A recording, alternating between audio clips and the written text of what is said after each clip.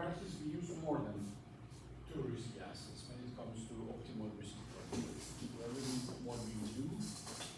So you may be able to borrow money at the risk-free rate, right? And then invest in optimal risk portfolio, all right? So when it comes to ships, so there's sort of cover more stuff, so more risk. You may actually be able to do short sales, all right? Which means that when you don't buy an asset, but you sell it, so you short on it. So thank you very much for paying.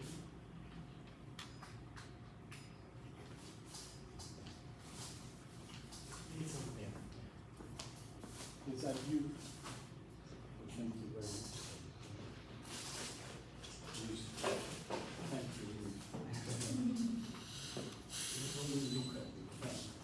Not in the proper shape. Right, so you may also, when you do short sales, then the rate on an asset may be negative. If you buy it, you sort of do short sell. If you short on an asset, right, so that would mean that that will be maybe negative. Right? And then if it is like that, because you go short on one asset in your portfolio, then you can allow other rates to go up. Right? So that sort of falls positive, you offset the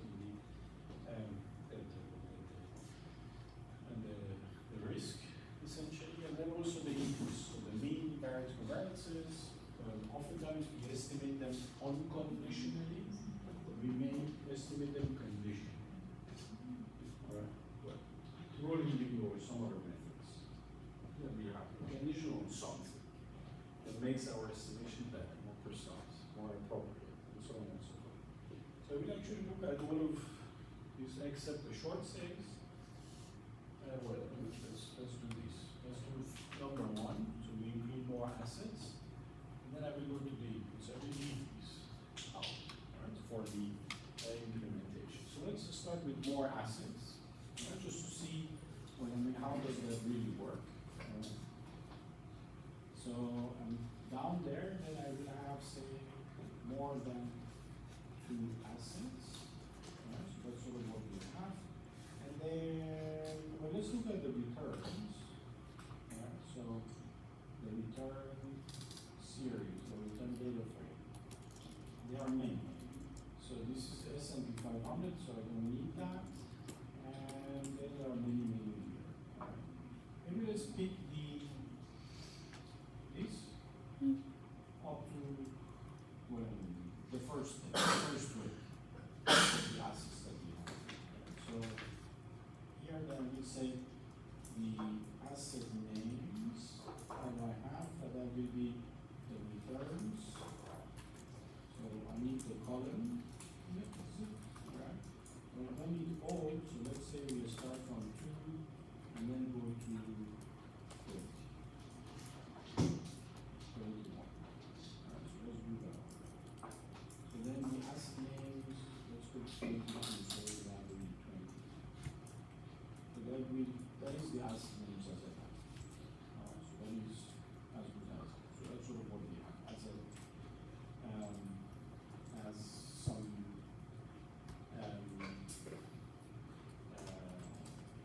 quantities, essentially, right? So we have to change it to a list so that we can indeed pass to stuff. Alright, so that's sort of what I wish to do. So I will change this to a list.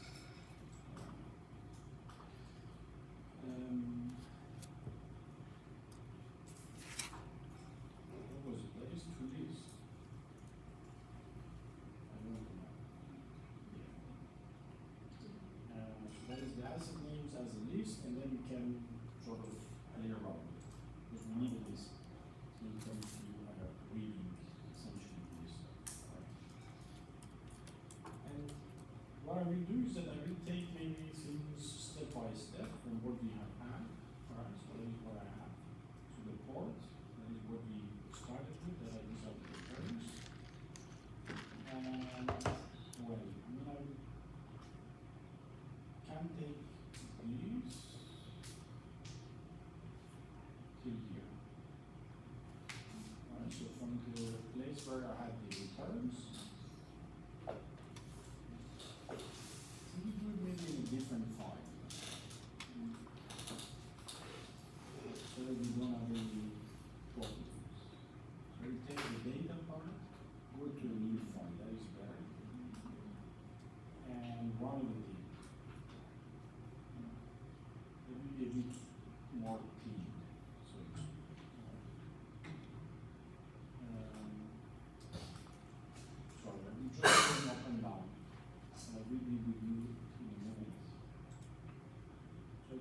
the whole thing, and then go here, or the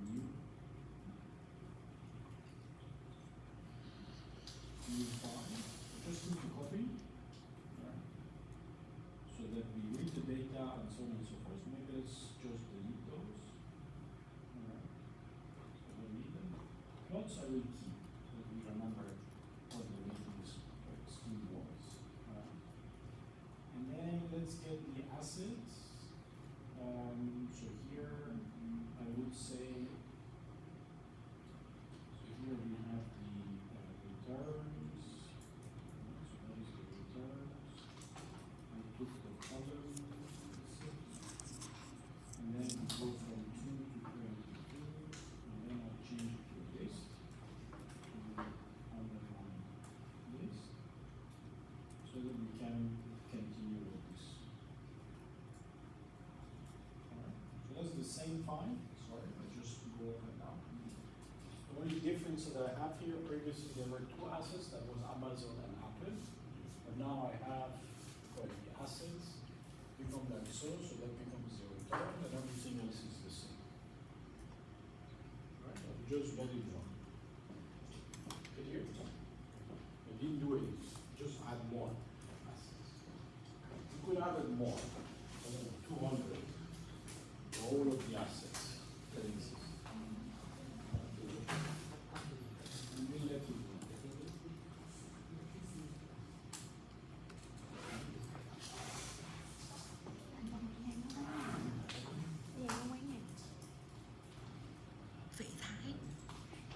So, remaining things will change a little bit, alright? And so that's the weights that we have. That's Apple, it's a lot of weight, alright? And then we have AJG, that's the hardcore industry company. AJG.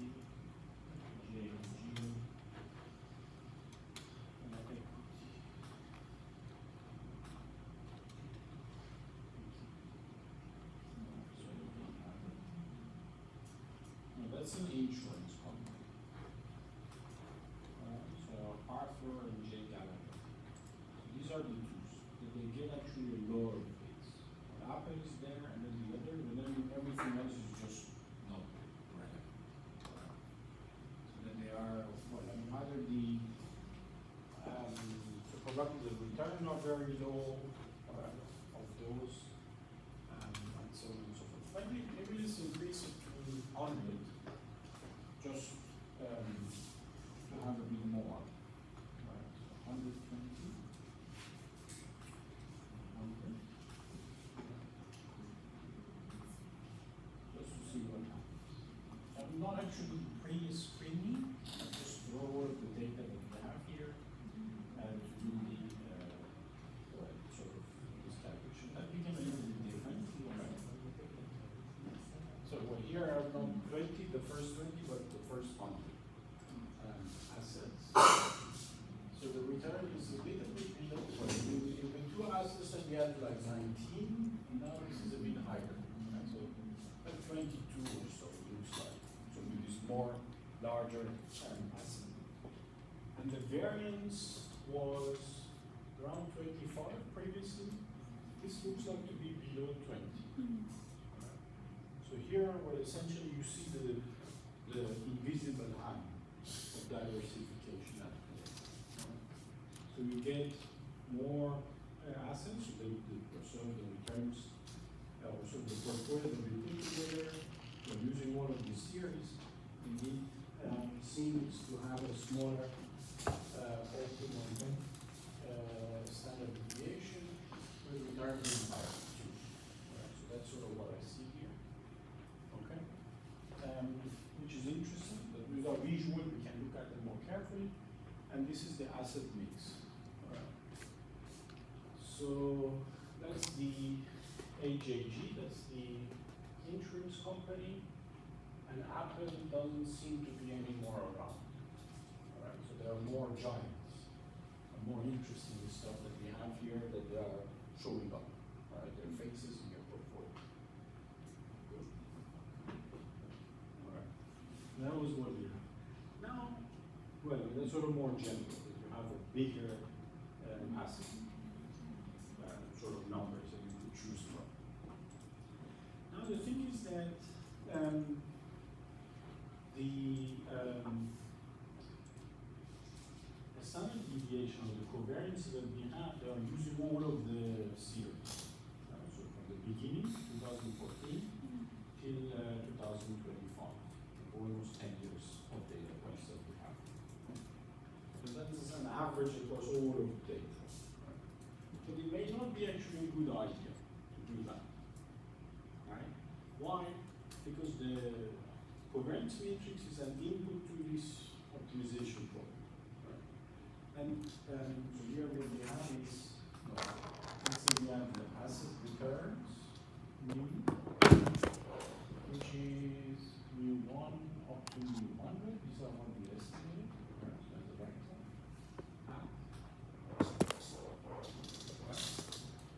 And then we have the weighting scheme. So W1, which is W, which is W1 up to W100. These are all of the stuff that we have, the star. That is what we get. And then we have a covariance matrix. Let's call it sigma hat of all of those. And then is sigma 1 squared at sigma 1, 2 up to sigma 1 and 100. Sigma 1 and 100. And sigma 100 squared. All of them. Right, so that is what we have estimated using historical data, and then we fed it to this model. Right? But, I mean, so we can, well, of course, like look at this. Right? So instead of looking at all of the sample, then how else could we estimate it? For example, you could use a rolling period. Let's say use the last 100 days, correct, or last 50 days. Right? That would be maybe more relevant, more basically accurate, basically data points you can use to estimate those values. Well, the same thing we can do with the covariance matrix. So we don't use all basically data points, but rather the last 100 observations. Right? So that's sort of what we could do. Look at the last observations, and those are the ones that we use for our calculation of the covariance, and that will affect the weights. Right? So we will not do that. So it's very simple. Right? We can do also other stuff. So, well, this rolling window, so here then, let's say approach 1, use the full sample. Right? So approach 2, use the most recent observations. Right. Approach 3, well, use maybe an exponentially weighted covariance estimation. Right. So exponentially weighted moving average, basically methods. You can use that too. Right. You know that. Yeah. So that's sort of the weights of well, you basically weight the data, and then you give the more recent data points higher weight. Right. Those that are more distant in the past, well, that they're sort of too far away from us, and they get smaller. And the weights are governed by an exponential curve. Right. With some lambda that we can choose. Right. We could also basically do something else coming from theory. Right. So more a structured way. Structured estimation.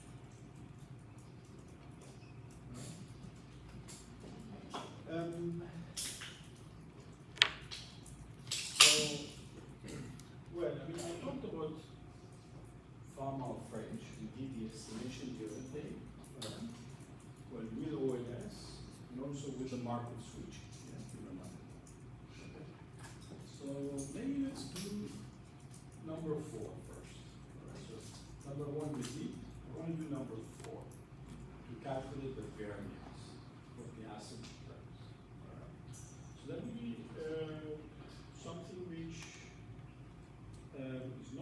focus on the Fama French model itself, what these betas are, what is kappa and beta, and so on and so forth. But what we want to do is that we want to use that model, the sort of kappa model, to estimate the covariance of the acid returns.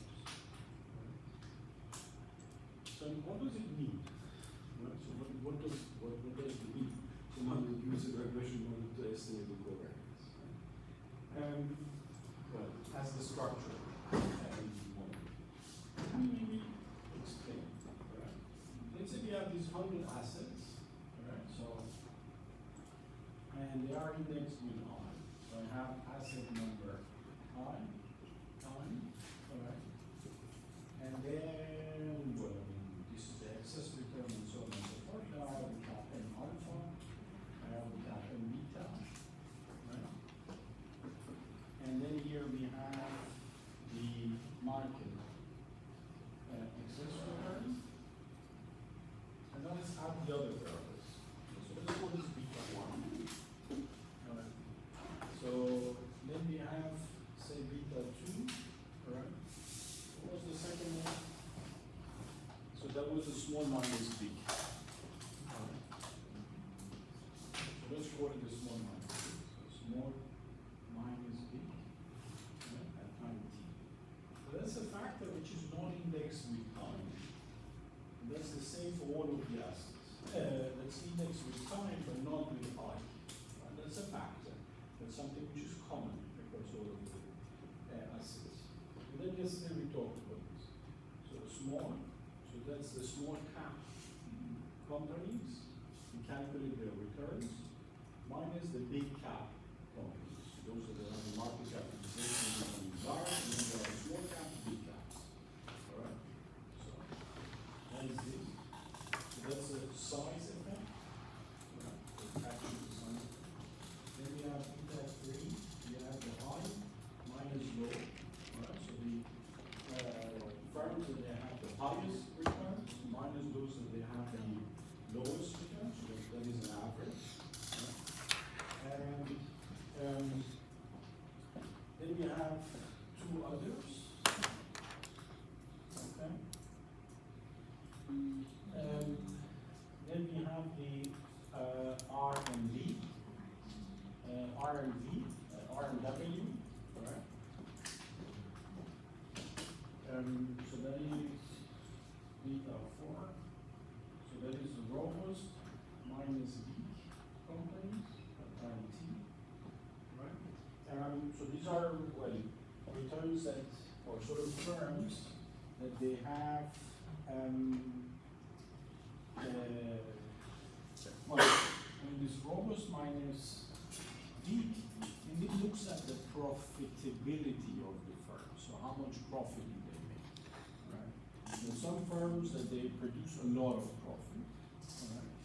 And some firms that they do not produce a lot of profit. So you can indeed look at the profits and then order them. So you have those that are robust, that they have a lot of profit, right? So they are strong. Right? Minus the returns of those companies that they are weak. They don't produce a lot of profitability. That is the robust minus weak component. Right? So high minus low. I talked about that. So that is a value. All right. So base indicator. This is a size effect, and that's a quality effect, if you wish. Right? So if the profitability is high, then you are indeed dealing with a more or higher quality, more or strongly moving effect. Right? Then you also can look at another effect. Right? So plus beta 4, beta 5. Right? So that is with respect to their investment strategies of the firms. Some firms, firms do investment by themselves. Some of them are conservative with respect to their investment strategies, all right? So it means that when it comes to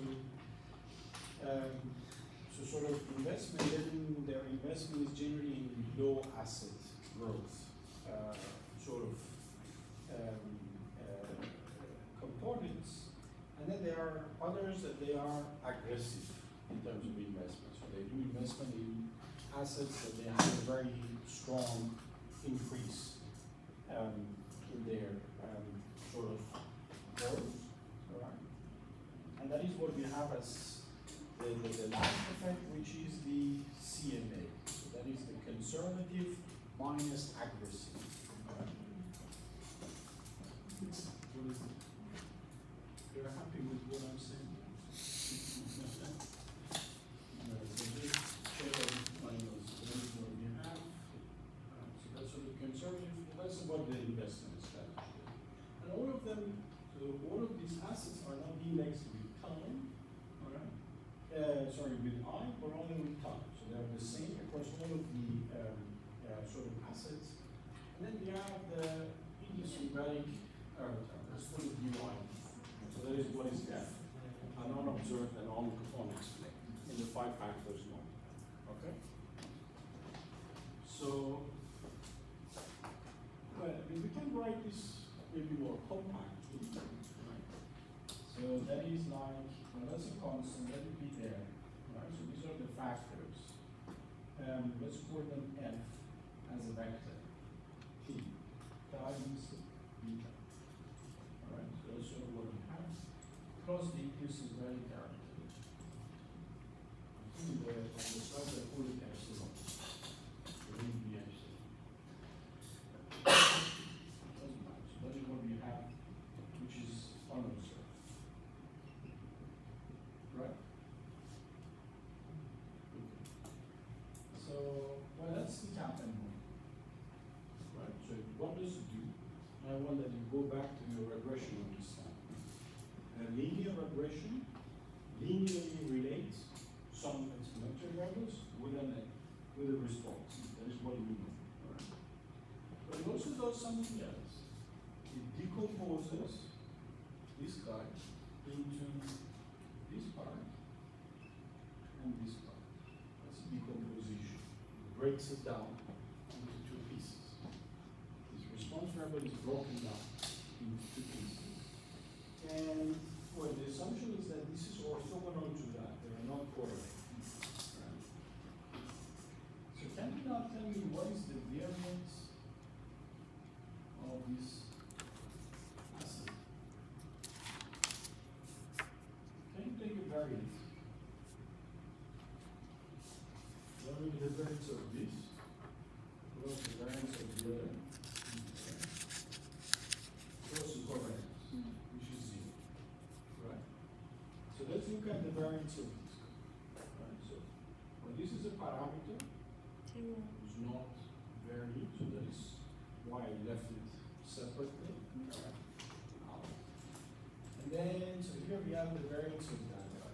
Well, that's the U, well, that's a scalar. Right? And well, let's say this is a vector. Right? So then the variance would be beta prime, variance of factors F times beta plus this variance. Right? Do you agree with that? Yeah. Okay. So, but that is, well, sort of interesting.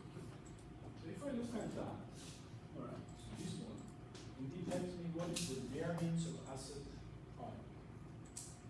And that is one of the diagonal elements.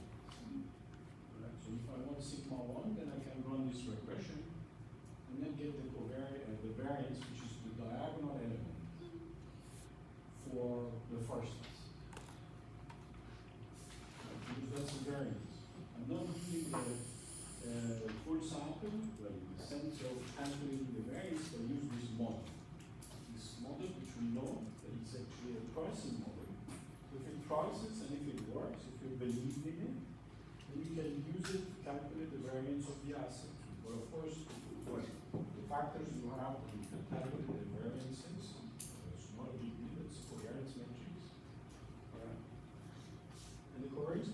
here is of dimension 4. Okay, so that's very easy to estimate. So the dimension was before 100.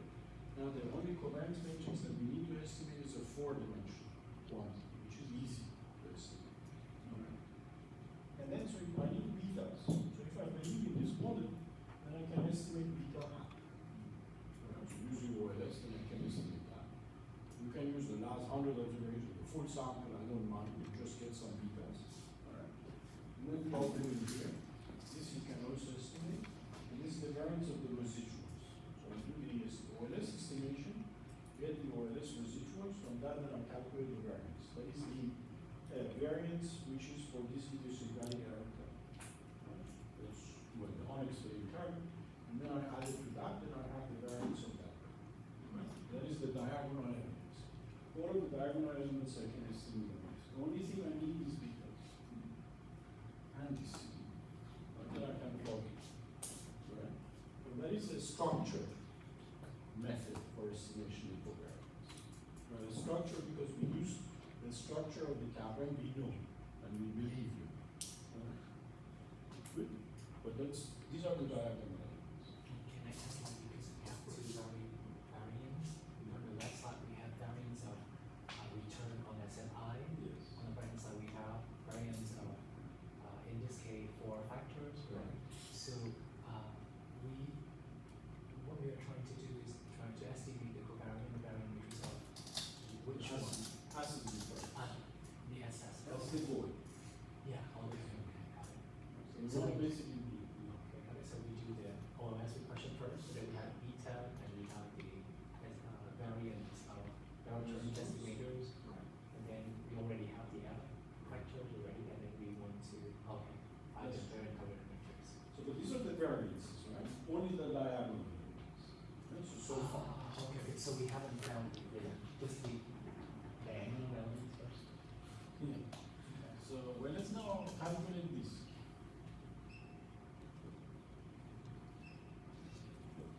Alright, so let's leave this as an object. Also because every asset has its own parameters, right? The coefficients are different, right? Can you do this for me?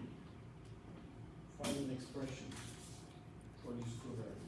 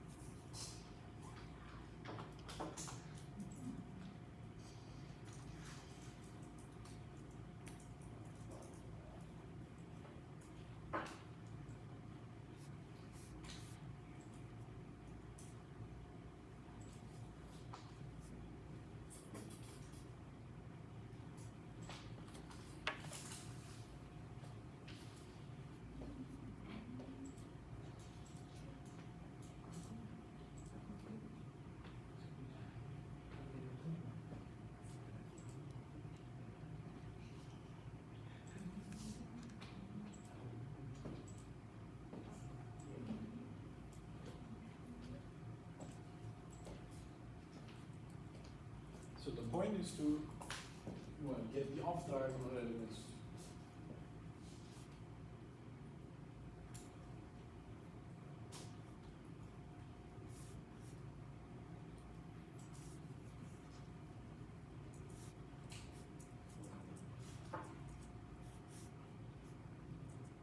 Well, assume that these betas are known and treat them as parameters.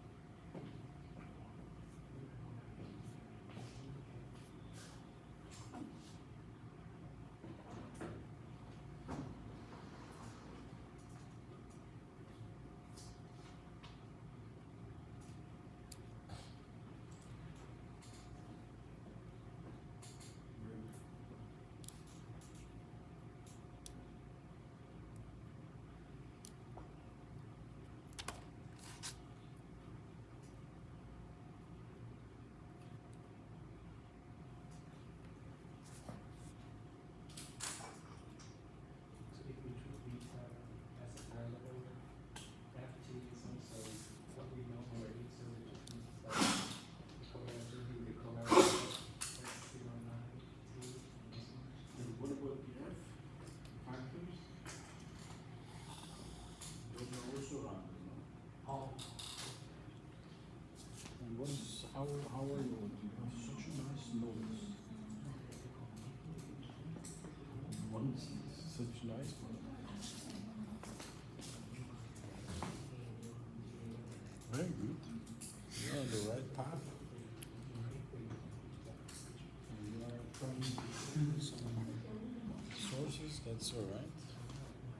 You, how are you doing? Well, I mean, let me just give you some starting points. Yeah. Alright, so here we have, so our I is this, basically this stuff. So here we have the covariance of, well, alpha I plus F beta left. I chose not this because let's say rectangle, whatever. I don't need the time. Beta I plus epsilon I.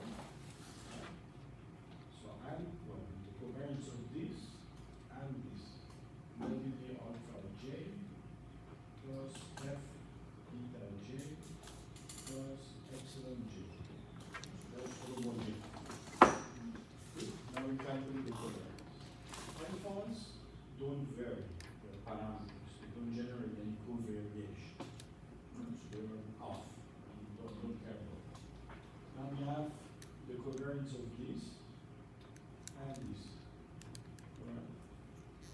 That is equal to and the covariance of this random term when I repeat f as random. Covariance of f beta I and f beta j. Well, one term. Alright. This is that. Now we have this with this. Alright, so plus the covariance of f beta I and epsilon j. That's another term. Now this one with this and this one with this. These are the first two terms. Now plus the covariance of epsilon I and factors with beta j or acid j plus the covariance of epsilon I and epsilon j. So there are four terms. But what you did was also okay. Like you were thinking, oh, I have to estimate betas and so on and so forth. But first I get an expression and then plug. So then I plug in the values that I have to pay for. So I create this f as random and beta as a parameter that I have to estimate. Well now, well, let's think. Right? Well, here we have these two, so we can calculate the covariance. Right? So I'm plugging. Okay. For simplicity, let's assume that these two are not correlated. Right. So let's assume they may be correlated, they may be not, but I assume that they are not correlated. Good, I mean, if they are not correlated, these two, so the idiosyncratic terms, it doesn't mean that the acids are not correlated. They are correlated because they have common factors. Right? Because these factors are common between the two acids, terms, and these are the ones that generate the dependence structure because they are the same. And for simplicity, let's assume that these crosses are independent. So this epsilon I is independent from that. So the idiosyncratic terms are not correlated. On the other hand, epsilon j and f and epsilon I and f are uncorrelated because in OLS we always assume that the residuals are uncorrelated with the exponential values. So this is 0, this is 0, this is assumed to be 0. Alright, so the dependency structure comes from this only. If I want to estimate or write that, so that's a scale f, that's another scale f, right?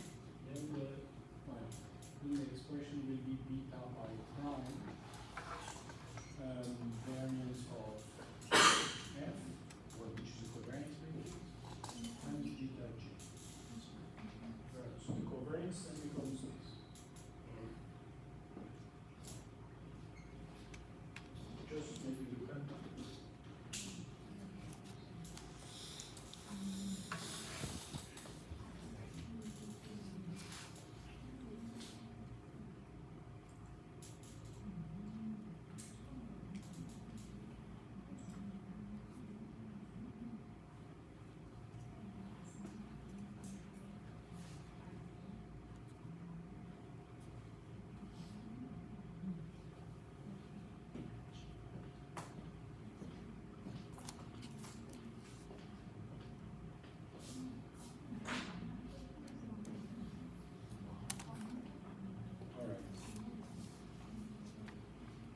So you agree with this?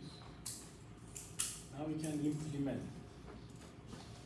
for our assets. Alright, so in the form of French framework. And then we will have the covariance and then go on. Maybe let's write it in a more compact way. So we just, so if I look at this and this is beta I times beta I times beta J.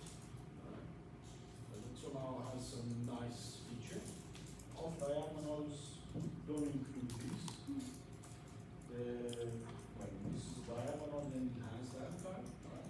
Off diagonals don't have this because there is no crosses. So the shocks are not correlated. Right? So if I want to put that together, then let's go here. And then let's say we have sigma at element ij. Well, the element in row I in column J of this covariance matrix becomes beta I prime, covariance matrix of the factors, times beta J. Alright. And that's it. So this is when I and J are not the same. So that I'm off diagonal element. Or I could actually just do the following. So plus the sigma epsilon I squared times an identity which is only one whenever I is equal to J. So when I is equal to J, then this will be in. When I is equal to not equal to J and an off diagonal, then this will be 0 and this will go up. Yeah.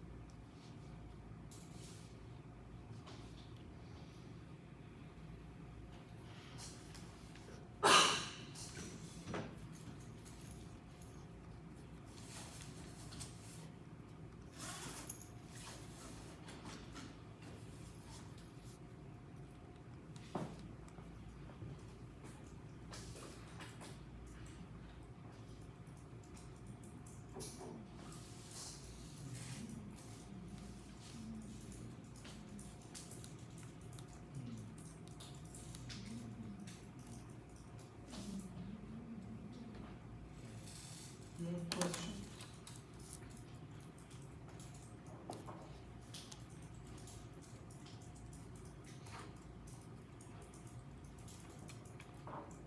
Okay. Well, if not, then we can just start implementing. Right? So then for that we need to run CAPM regressions in the form of French framework. And the data we have, so I'm not actually worried, it's merged data. And we have all of the, well, we have the form of French here, and we can indeed look at them carefully. Right? So that's all we're going to do. All right. So let's see. So the DFFF, right? So it has all of these quantities. So that's the market minus the risk-free rate. So that's what the coefficient this will be from beta 1. Small minus big, small minus big, high minus low, conservative and aggressive, and then, well, what was that? So that is a robust, well, that was an investment indeed, or quality, profitability, sort of aspect that I have robust and minus, what was it? Weak. Alright, so that you have high profits or low profits. So these are the 5 factors. And I can go on and then use them in my regression. So let's call it factors. Alright, so which is MKT minus RF. That's the first one. And then SB. High minus low, rho gross minus weak. And then conservative minus aggressive. So these are the factors. Good. Now that I have the factors, then I can start doing regressions. For all of those assets that we have here, so these are the assets, right? So for every one of these assets, I have to run the regression, get the kappa and betas, and then continue with my estimates. Now let's do that. Alright, so here,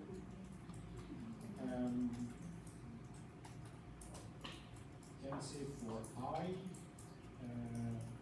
in a range of n of assets, call it asset, I suppose. And then for j in the range of just do it very simple, assets. Alright, so now we can go on and do regression. So here then I need a y. And what is the y? So y is from the merge data, then we get the asset returns, and from the merge data, then we subtract the risk-free rate. That's risk-free rate that is produced by pharma and French. Alright. So that I can close. Alright, well, that is my one. So that's the asset return minus the risk-free rate. That's the kappa regression as we have it. Then I need my x. And x is well, merge data as recorded and factors minus merge data risk rate. So this is the end. Now I can run a regression. So that will be for asset I. Well, I is this. So we essentially do one by one. And then here we have to say which asset, right? So that's sort of what we have. Right, so which asset? So that will be asset I, one regression for asset I, and one regression for asset J. Right. And that is what we need to do. Let's call it, well, let's call this yi, right? And that will be asset I, but factors are the same. Right, so that is what we have. And then I need J. Right, so that will be yj. Right? So, well, because whenever I do this estimation of all of the terms, then I need a beta I and I need a beta j. Right? And I do the regressions. Or whatever that we have here. Right? Is it clear? Somehow I feel that I lost you.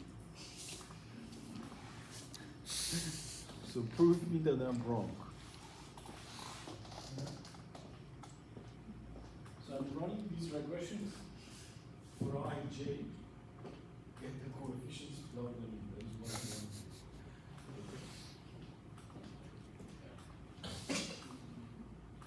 But maybe before we go in this loop, let's calculate the sigma of factors. So sigma of the factors. Right? Maybe what? That will be NP dot, well, we need the variance. Or what is covariance? So that's a covariance matrix. Right? Of merge data at factors. So these are the factors, and that's sigma f. Well, let's look at sigma f because we need sigma f, right? So that is how.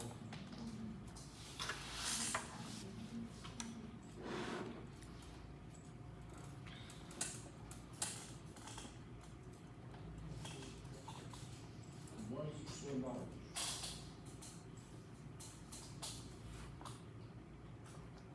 Well, these are merge data factors.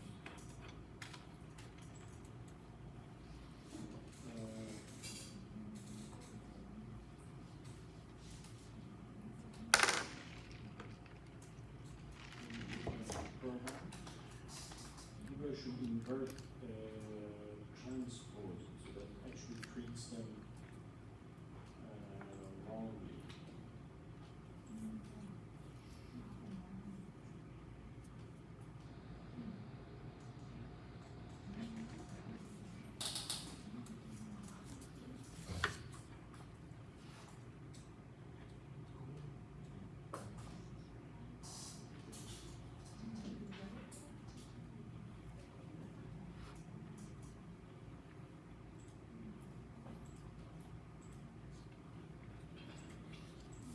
That's because of the end time. Let's do it like so. Oh.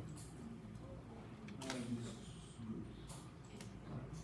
But we don't, well, here we have 1, 2, 3, 4, 5 exactly. So we have 5. Alright. So we can, when NumPy, then I have to do it. NumPy covariance is a little bit different. But there is the dot code from pandas, then I get a covariance matrix which is 5 by 5. That's a data frame, which is nice. You can change it to an array when it comes to multiplication. So far so good. So that is the sigma f. Now I need these twos, beta I, beta j, for every asset, every pair of the assets. Alright. Cool. So here we have my I, we have my j. So this is the returns of asset I. This is the returns of asset j. And then we have an x, which we can run a regression. Right. For the regression, then I will go up and then import stats models dot API as this. Import that one. And then let's go back down here. So here we have then result I. So that will be OLS SM dot OLS. Let's say yi x dot we need a constant, so SM and dot add the constant x do a fit and then we get the results. So well, I mean then we need the residuals. Resid for asset I. That will be results for, let's put it on the line. Can you check your spelling? Replace these two. The result, like the spelling, these two. Result. Yeah, the name of the variable is. You don't like it.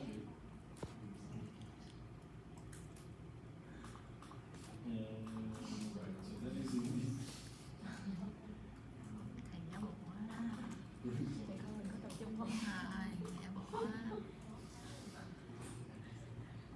tích cực thầy giáo bộ hóa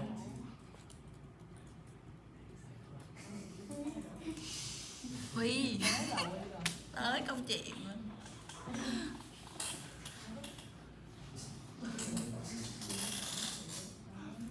So we can give you residuals.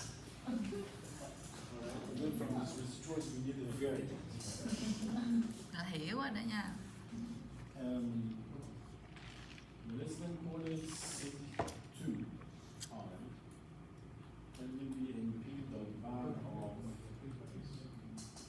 Alright, so that's sigma. Sigma squared I. Oh, wait a moment. So that should be j. Right? So no, this is I. Alright, so that's this guy. Alright, so that's sort of what I have. Now we need to run the other regression. Right?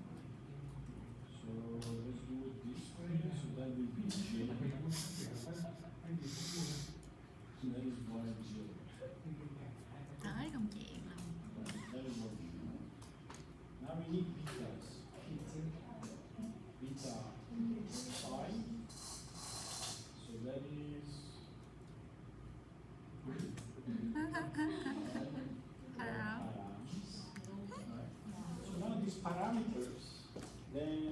first one is the intercept, we don't need that.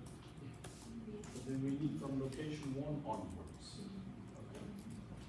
So then here we say, okay, give me the commands in R law, starting from 1 till the very end. And this is the J. Right, so these are betas that we have one by one, right? Good.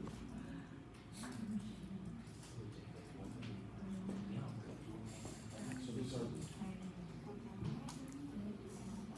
good. Now I have beta I, I have beta J, I have sigma I, I have sigma F, and I can go and put together the covariance.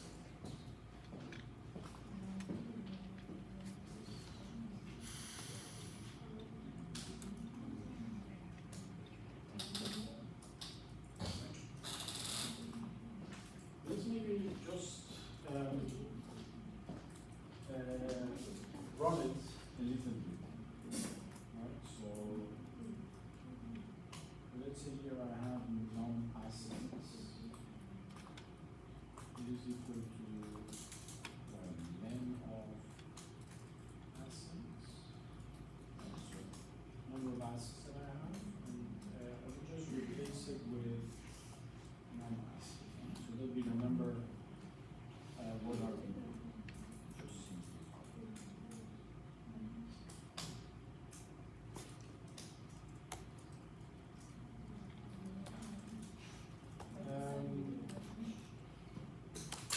So maybe to make sure that it works, because that would be a very big loop in assets, let's set it to 2 and just run.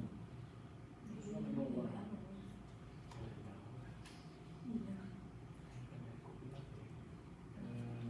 Oh, so maybe we have here a little bit of a problem. So let's look at maybe which one. So is it this one? No. This one also. So exogenous variable.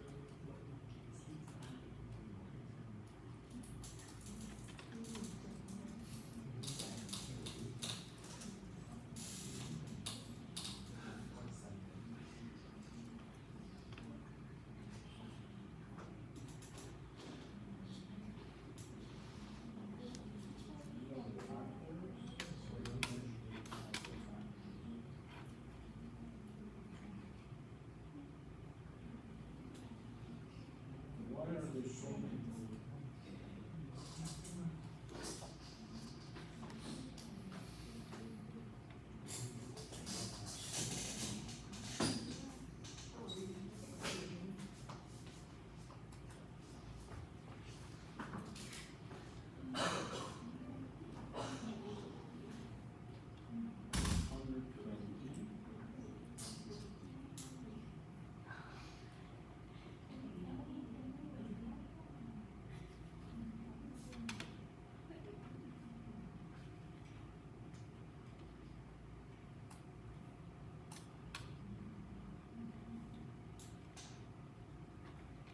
But that is how it is.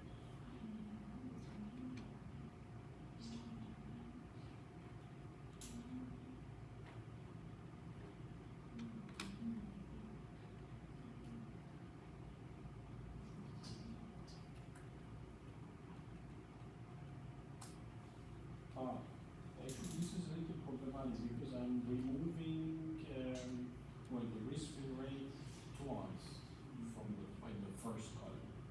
So I have to be a little bit careful. So here I should say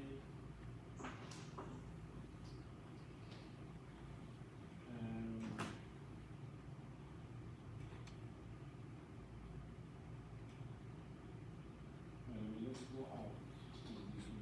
You saw my problem, right? So here then these are the merge data.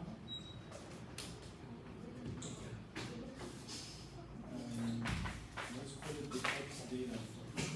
X data means merge data and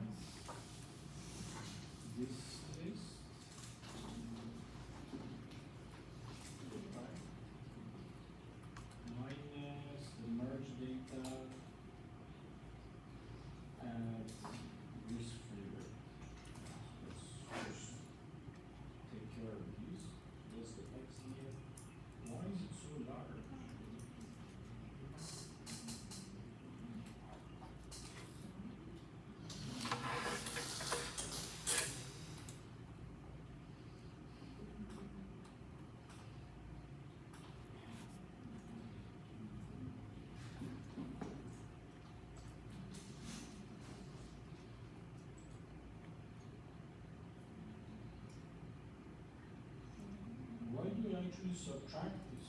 Nobody tells you.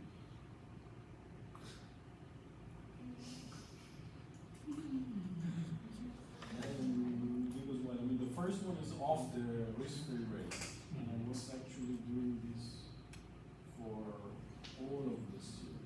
Đúng rồi, nhớ tụi nó đâu có trừ được rồi ép đâu. Now it is good.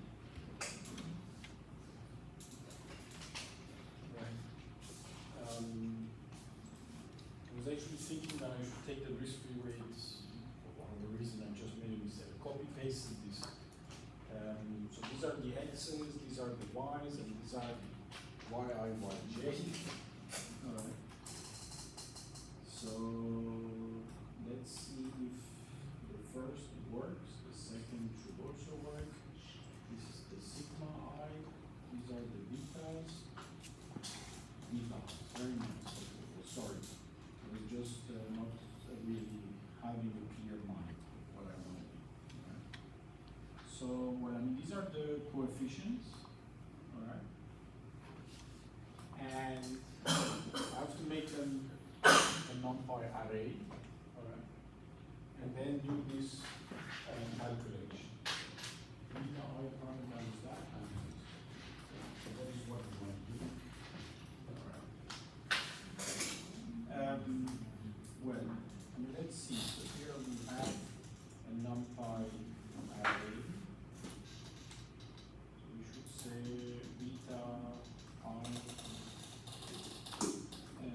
If I make it a list, then what happens? Then I have a list.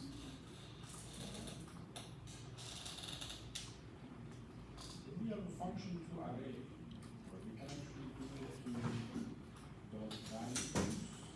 Then we do the values as an array. And then we say the dot shape, dot reshape minus 1 and 1. Yeah. So that's sort of what we can do with all of them. Right? So let's call it BI. I just want to know how it looks like. It's a 5 by 1 vector. Right? So which is nice. So here then we can get the values and then reshape it with minus 1 and 1. Right?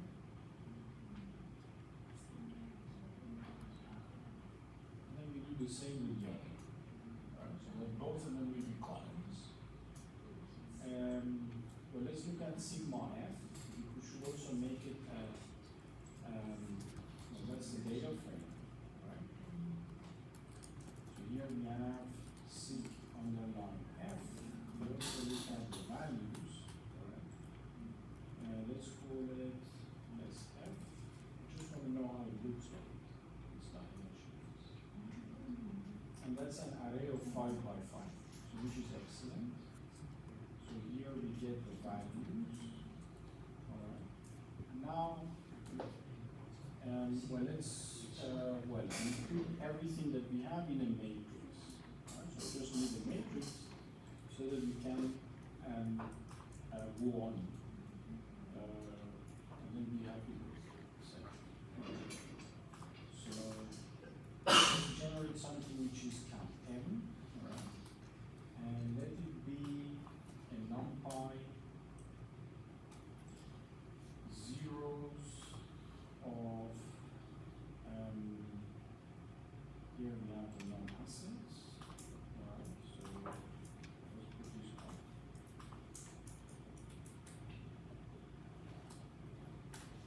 For the tuple, which is non-assets, number of rows, and non-assets, number of tuples. Alright, so that is what we have. And now that we have basically quantities, then we have the code km, at location I and j, it is equal to beta I multiplied with sigma f multiplied with beta j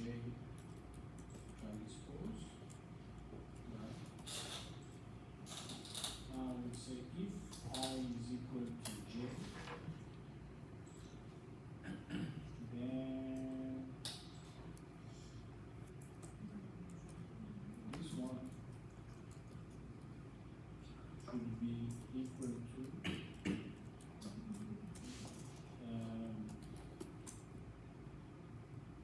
itself plus sig2.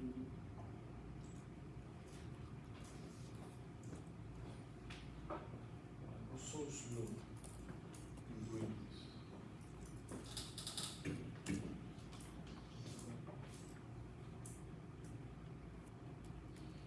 It was some time ago, but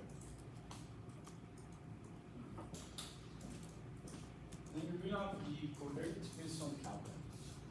Well, that would be different from the covariance you see on a structure. So that's a structured covariance estimate, and then the other was the on a structure using the whole sample.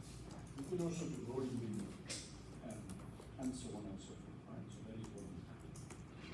Well, let's this I will remove. So just delete 2 so that I can see whether this program works. Let's now run it, and then we have a problem. So beta I is a common vector. So here I should make it a row, and then this should be as is. Right? It was a mistake. Okay. That's sort of the duplicated stuff, so we don't care about them. They are feature warnings. But that's okay. So we run the whole. Then we have the programs. Maybe I shouldn't have done 120. That's what I mean.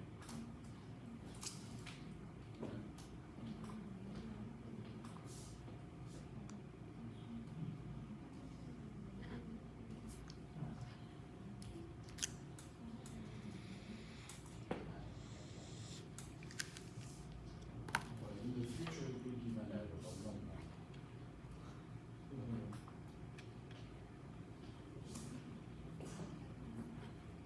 But I could do it a little bit maybe better, because we do the off diagonals twice. Right, so I didn't need to do them. So what is below the off diagonal is what we have above. So I could do this so that they are not calculated twice. But alright, so I think it is not easy. Right, so that's all that we have. So the covariance matrix I have. Now I can start doing my acid stuff with using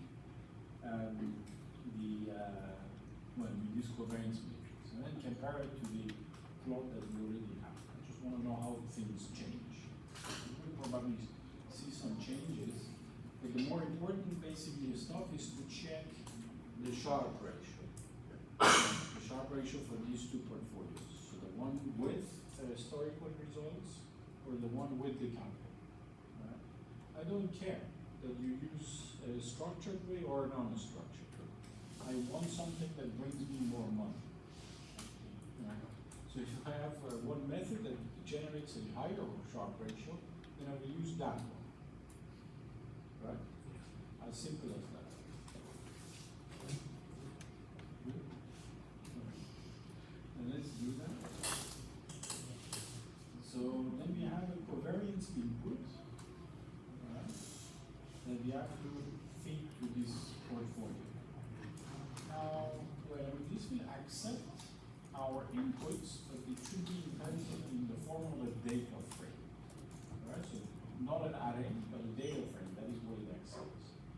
So when we say PD dot data frame of the covariance matrix that we got from the cap. So that's the input. Now, before we go on, right? So let's look at the cov input. Right, so that would be somewhere. That is here. That's 100 by 100 indeed quantity. So that's the covariance. So that is how it looks like.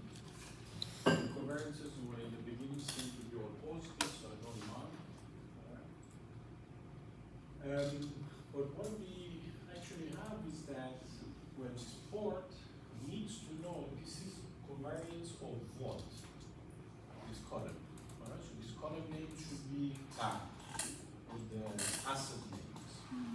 Such that portfolio can match them with the already existing returns when you pass them to the return. You mean like name the labels? Exactly. The label should not be 0, 1, blah, blah, blah, blah. Rather, they have to be explicitly the exact names that we have. So both input, so dot columns, we set to asset. Then we sort of fixing that so that it's by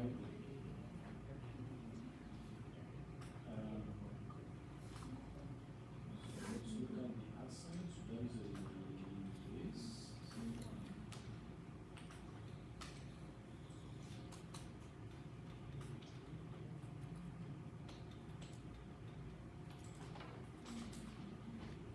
Why does it like something? I'm actually seeing things which I'm so surprised with.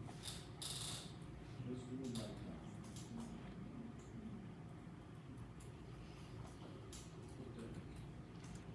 Oh, I typed it wrong. So that was the issue. So well, the column names we also fix. Alright, so that will be the Apple and so on and so forth. So that is good. Well, now we can calculate also the mean of the returns, right? We need a mean input too, right? So the mean returns, alright, so we can calculate like so. Let's say I have the mean of the returns, right? So, well, we can pass this as an array, right? So NumPy array, right?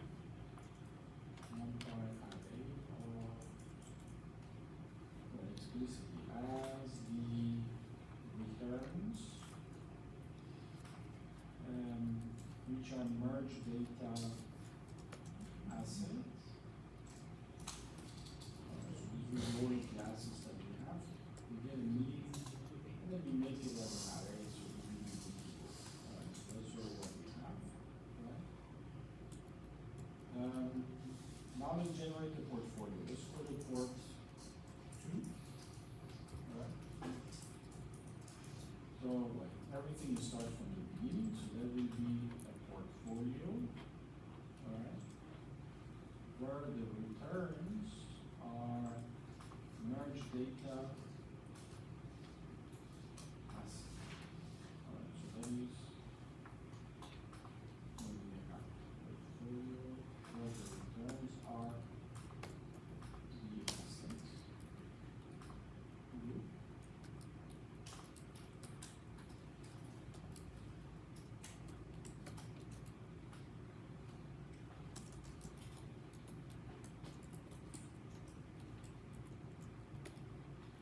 Portfolio. Oh, this is RT. Alright, so from this portfolio that we generate the portfolio, right? Well, now we don't let the portfolio mean and variance be calculated historically, but then we set them directly. So here we give you the mean return, so that is what we have, right?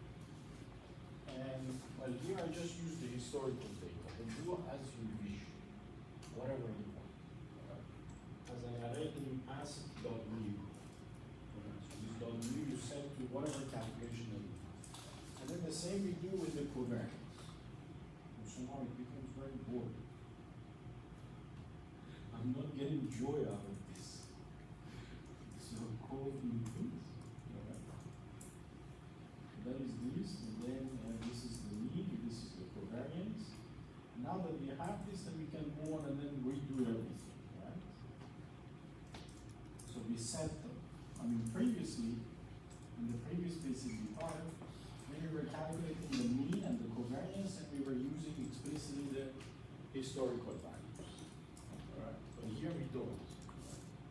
So that's sort of a little bit different compared to the previous one. So let me show you. Once you are done with typing, I want to show you the difference.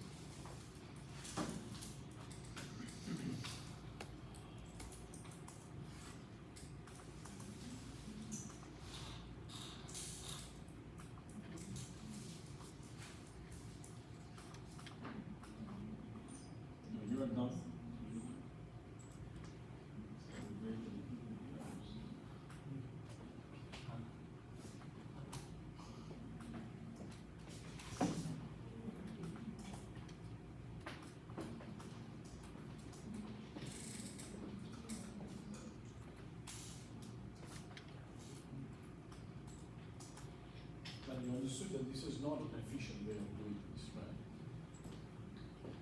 Because when I do these OLS estimations far too often, I don't need them for every point, for every basically value, then I do the estimation over and over again. But I didn't need it. Because you say if I'm in one row, then beta I is fixed at beta 1. Right? So I don't need to re-estimate. So this part is green, I can go out of the loop. Because somehow repeated many times without it. That's number one. And number two is that, so I do this actually for all of the elements. That's not needed. So sigma 1, 2 is the same as 1, 2, 1. So I just needed to do them above and then mirror them down. Right? So closing the estimation more than that. I just did it like that, but you can make it more efficient. You're better at programming than I am. Good. So now let's compare this to the previous one, right? So where we made the first portfolio. So the previous portfolio, and here we had the port asset stats, and then we were explicitly calculating them with the historical data. Right? Now this step falls off. We will not do this. And then the rest will be the same.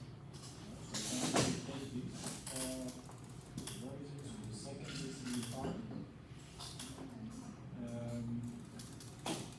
Which is from here. So the method is the same. So we take this and then put it down here. Alright, so that will be the portfolio model. Let's call this W2. And then print W2. Then we see the basically one for the time. The model is classic and so on and so forth. So there is nothing different. These are port returns. These are the new and covariance. In new and covariance, and then maybe those will be fed in. Alright, so those are what we calculate. That's the historical thing. This is the capital quantity, and then the AT that should. Alright, so now let's the covariance I did. So now from here on, so this is the other method, then I will run. It takes some time and we produce some plots first. So first came this. And that's the method. That is this, and this is that. Why are they the same?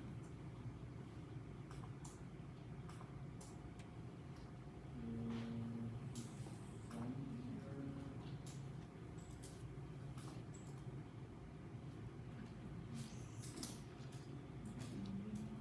Oh, and because this is port 2. I have to change this to 2, I'm sorry. Let's remove this and remove that. So port 2 optimization, so that is the way. So then the efficient frontier from portfolio 2.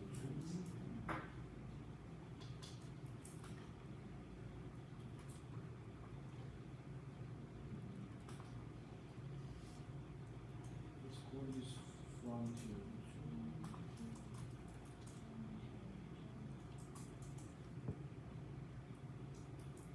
Okay. Now we are good to go. Well, I didn't change the portfolio. I was doing it with the previous one. Do I explicitly change it to port 2? Alright, so let's redo it. And then see what happens. So let's look at efficient frontier. Alright, so that's sort of what we have. Right, so there is slightly different. So the frontier actually changes. Right. So not much of a difference, but some data.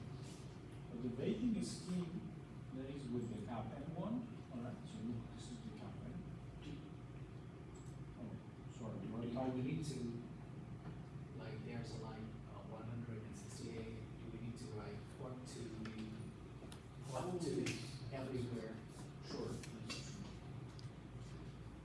So let's do this for two. Exactly. Thank you very much for seeing this. Let me do for two. So let me remove those. And one. Well, do I have any other mistakes on there? Three. Hey.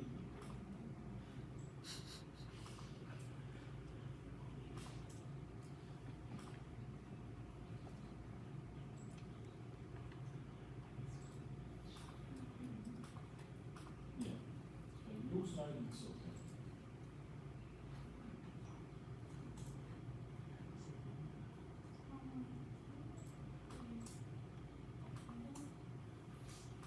Okay.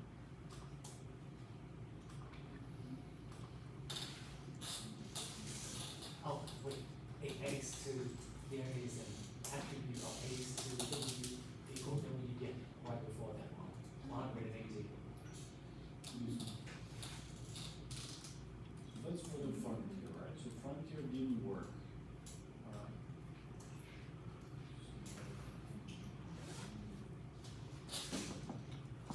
But I have to fix it, I don't know. I mean, that is not, I'm not bored with this efficient frontier, right? But I want, well, the efficient frontier seems to have a mistake. I will fix it. I just don't wanna go over 90 minutes.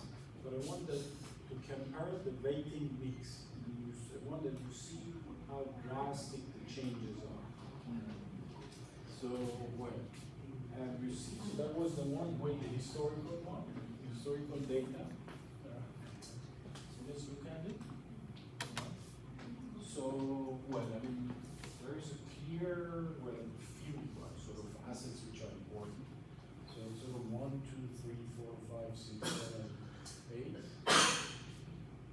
8, exactly, and others become sort of the smaller one, so 1.2%. But if I look at the one where the CAPM regression, the portfolio mix really drastically changes. So that's sort of what we see. And that is just a stress, so I want to stress the fact that the covariance matrix estimator has a very strong effect on the results. So if you believe that using a full sample is a good one, then you use it. Right? If you believe that this is better, then you use that. If you don't know which is better, then you check which of these two, because there are two different portfolios, different rating schemes, which of these two actually generate more utility. Right? So utility could be more returns. If it is marginally more, then you sort of may go for with the one that actually generates more. Or maybe you look at the Sharpe ratio. The one portfolio that has a higher Sharpe ratio is a better one. Right? So one indeed can go and back test. Alright?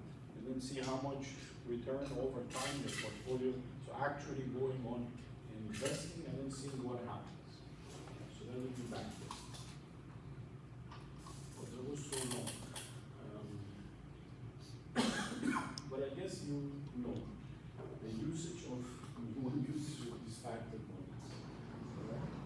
So that's number one, the usage of these CAPM. Well, previously you were interested, okay, so what is this beta? Is it a high, is it low? Now I'm saying that we can use it even more, so we squeeze it and more things come out of that. And that's the structure you see, right, for the covariance. Now there are some people that they say, all right, so maybe this is not totally bad. This is also not so good, but I need something in between. Right? So somehow not this one and not that. Right? So, well, you need this one and makes sort of, you can think of it as some shrinking method. Instead of estimating many parameters, many covariance terms in an unstructured way, we estimate fewer ones. So these betas, which are not so many. Right? So you have 100 assets, there are 100 betas. So 100 parameters to estimate. And then you have the covariance matrix, which is 5 by 5. So 100, so far 25 parameters to estimate. So that's the, and that's it. All right, so there is no more, 125. If you look at this, then how many parameters do we have? Then we have, well, I mean, 100 times, 50 times 101. Right? Parameters we have here, which are many, too many parameters, compared to 125 that we need. So that's actually what shrinks the dimension of the parameters strongly, right? Because we have some structure. We believe that this structure actually is relevant, right? So it helps us decompose the returns into factors and some idiosyncratic error, and then we can use it to calculate the covariance. Right? So that's the structure estimation. But somehow you may actually stay in between the two. Maybe not the other one is good, maybe not this one is good, but somehow a combination of the two may be good. Right? So to speak, you don't shrink too much, but a little. So that opens essentially the shrinking procedures, which let's talk about them in the next section. And then we also look at the Sharpe ratio.